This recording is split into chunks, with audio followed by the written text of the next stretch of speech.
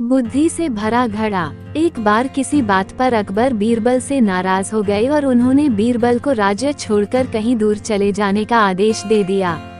बीरबल ने अकबर के आदेश का पालन किया और राज्य छोड़कर चले गए। कुछ समय बीतने के बाद अकबर को बीरबल की याद आने लगी।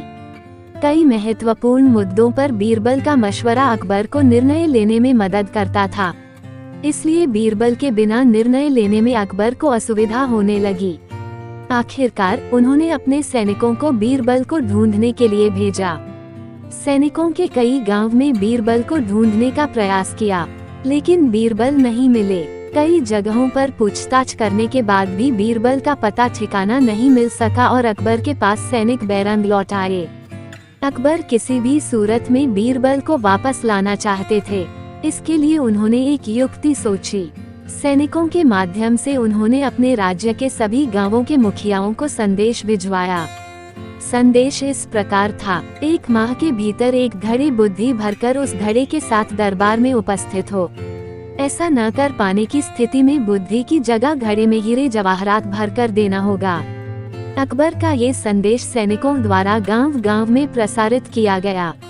एक गांव में बीरबल भेष बदलकर एक किसान के खेत पर काम किया करते थे। जब उस गांव ने मुखिया को अकबर का ये संदेश मिला तो वो चिंतित हो उठा। उसने गांव के लोगों की सभा बुलाई। बीरबल भी उस सभा में उपस्थित हुआ। गांव के मुखिया ने अकबर का संदेश गांव वालों को दिया तो सभी सोच में पड़ गए। तब बीरबल ने मुखिया से आग्रह किया, महाशय, आप मुझे एक घड़ा दे दें, मैं उसे इन महीने के अंत तक उसे बुद्धि से भर दूंगा। मुखिया के पास और कोई चारा नहीं था। उसने एक घड़ा बीरबल को दे दिया। बीरबल वह घड़ा लेकर किसान के उस खेत पर चला गया जहां वह काम किया करता था। वहां उसने कद्दू उगाए थे।